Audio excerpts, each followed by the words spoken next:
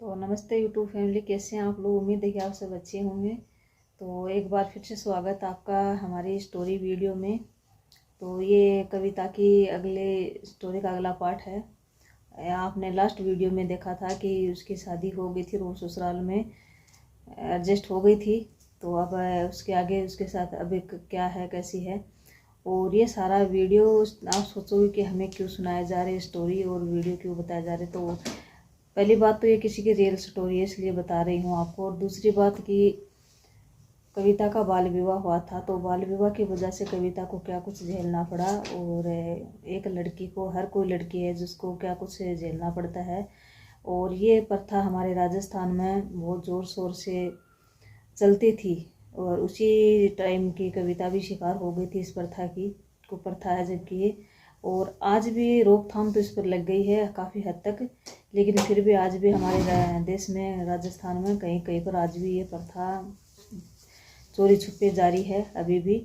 तो मैं आप लोगों को मेरी वीडियो के ज़रिए यही मैसेज देना चाहूँगी कि अगर आपके आसपास ऐसी कोई घटना हो रही हो मतलब ऐसी कोई कविता हो जिसका कोई बाल विवाह हो रहा हो, तो आप उसके घर वालों को अपनी तरफ से पूरी तरह से समझाने की कोशिश करें कि वो एक लड़की है, उसको शादी करके, हम सब जानते हैं कि एक लड़की पराई होती है, उसको शादी करके उसके घर एक ना एक दिन जाना ही होता है।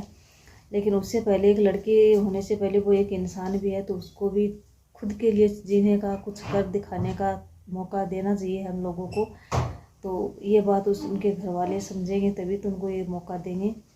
तो शादी तो एक ना एक दिन होनी है, तो उनके घर वालों के हो सके तो आप समझाने की कोशिश करो कि थोड़ा वक्त दे, ताकि ये भी अपने लिए कुछ कर पाए, आगे चलकर अपने बच्चों का भविष्य अच्छे से संवार पाए। मतलब वरना वह खुद की भी बाल विवाह होने के कारण खुद का जीवन तो उसका हो ही जाता है, मतलब ज़्यादा अच्छे से नहीं जी पाती है। और साथ में आने वाले समय में वो अपने बच्चों को भी अच्छे से परवरिश नहीं कर पाती है, मतलब पूरी तरह से अपने पति पर निर्भर हो जाती है।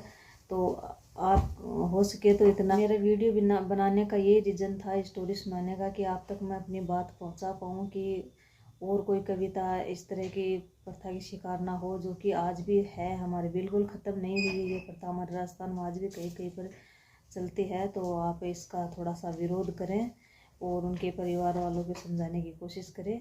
तो अब हम बढ़ते हैं कविता की ओर कि शादी के बाद कविता अब क्या कुछ करती है, कैसे हुआ।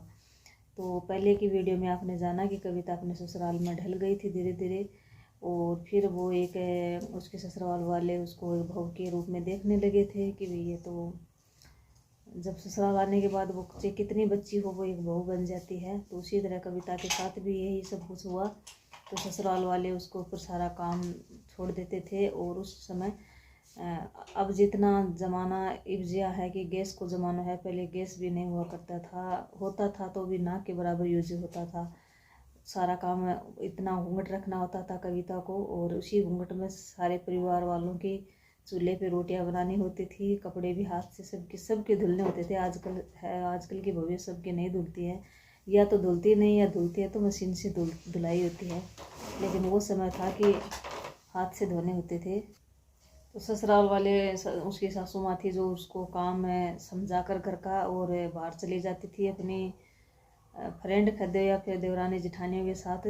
तो उसको समझा देती थी घर के नियम कि भई वो काम यहाँ कर ले। कविता ससुराल आई थी तब बिल्कुल कोरी किताब की तरह थी। उसको घर का काम बिल्कुल नहीं आता था, क्योंकि वो, आपको पता ही है, मैंने बताया कि वो ननियाल में रही हुई थी। उसकी परवरिश जितनी भी 10-12 साल की हुई तो ननियाल में हुई। तो ननियाल में उसको ज़रूरत नहीं पड़ी कि नानी माँ कर लेती थी, उसकी मासी। और फिर मामा जी की शादी हो गई तो मामी आ गई घर पे काम करने वाली। तो कविता को कभी भी घर के काम करने की ज़रूरत नहीं पड़ी। उनके घर वालों को भी नहीं पता था कि इतनी जल्दी शादी करके इसको भेज देंगे, तो उन्होंने भी कभी नहीं सिखाया, उनको पता नहीं था। इसलिए फिर कविता जैसे तैसे अपने दिमाग लगा लो कर, थोड़ी उसको बहुत ज़्यादा परेशानी, घूंघट में सब कुछ करना, धुआं, आँख भी नहीं खुल पाती थी धुआं के अंदर, मतलब उसका जीवन बहुत कठिन था उस समय। लेकिन जैसे तैसे करके वो उस परिवार में बिल्कुल ढल चुकी थी, और सारा काम भी वो धीरे धीरे करके सीख गई थी। और फिर ऐसे करते करते आया 2005। तो 2005 में कविता पहली बार माँ बनी। उसके उसके और उसके परिवार के लिए बहुत ही खुशी की बात थी। और उसका एक प्यारा सा बेटा हुआ कविता का, जो कि अब काफ़ी बड़ा हो गया है। और जब बेटा घर में आया तो सब बहुत खुश हुए, क्योंकि आपको पता ही है हमारे पहले सोचते थे कि पहले चोट की बेटी नहीं हो जाए, आज भी सोचते हैं कुछ कुछ परिवार में, लेकिन आजकल तो फिर भी समानता देने लगे बेटियों को भी। लेकिन तब उसके परिवार वाले बहुत खुश थे कि चलो हमारे घर में वंश बढ़ाने वाले पहले चोट का बेटा हो गया है पहला ही। तो बेटा हुआ कविता को, तो कविता भी बहुत खुश थी परिवार वालों को देखकर, और परिवार वाले भी कविता से मतलब काफ़ी खुश भी थे, पूरा मान सम्मान भी दे रहे थे। और अच्छे से जो सेलिब्रेशन होता है परिवार में, सब ने बड़े ही धूमधाम से किया। और उसके बाद कविता अपने बच्चे को पालने में और परिवार में व्यस्त होकर अपनी ज़िंदगी ऐसे जी रही थी। फिर ऐसे करते पूरे 2 साल 3 महीने हुए। और तब बेटा होने के बाद कविता और कविता के हस्बैंड सोचते थे कि अब हमारी एक कोई बेटी और हो जाए तो हमारी परिवार कंप्लीट हो जाए। फिर कविता धीरे धीरे बड़ी हो गई थी, उसको थोड़ा समझ आने लगा था कि एक बेटा तो है, बच्चे 2 ही रखने हैं। तो वो सोचते थे कि भगवान इस बार मुझे बेटी दे दो। और फिर भाई सुना भी भगवान ने, उसके साथ सब कुछ बढ़िया किया। ठीक है, 2 साल 3 महीने बाद उसके घर एक बिटिया ने जन्म लिया। एक बार कविता फिर से माँ बनी और प्यारी सी बेटी को जन्म दिया उसने। तो इसी तरह से परिवार, कविता का परिवार यानी कि कंप्लीट हो गई फैमिली कविता की। 2 बच्चे दे दिए भगवान ने उसको। और फिर कविता बहुत खुश रहने लगी, क्योंकि उसके 2 बच्चे भी हो गए थे। और फिर शुरू से लेकर वो 10-15 साल अपने सास ससुर के साथ ही गुजारे उसने अच्छे से। सासू माँ और ससुर के साथ जॉइंट फैमिली थी। कविता के जेठ जेठानी भी थे और सास ससुर भी थे। कविता के 2 बच्चे थे, 2 जेठ जेठानी के बच्चे थे, तो जॉइंट फैमिली में रहते थे। और अच्छे से फिर लास्ट तक कविता के शादी के 10 साल बाद कविता की सासू माँ का एक दिन देहांत हो गया। तो फिर सारी जिम्मेवारी कविता पर आ गई। मतलब कविता और कविता की जेठानी दोनों ही अलग अलग रहने लगे थे, दोनों भाई, यानी कि जो कि एक नॉर्मल सी बात है हर परिवार में। जिसके जितने बेटे होते हैं वो अलग तो होते ही हैं।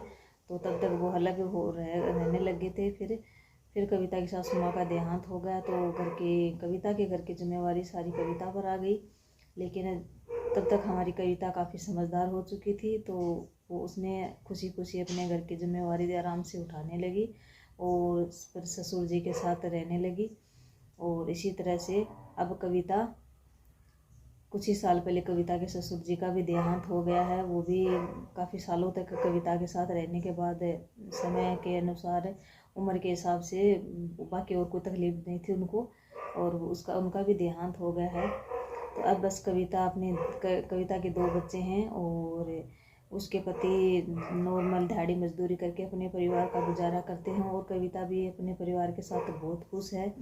और इस सारे पीरियड का मान अच्छी बात ये रही कि बाल विवाह होना, फिर कम उम्र में बच्चे होना और उनको संभालना। उस कविता को जो हस्बैंड थे वो उसको किस्मत से अच्छा मिला।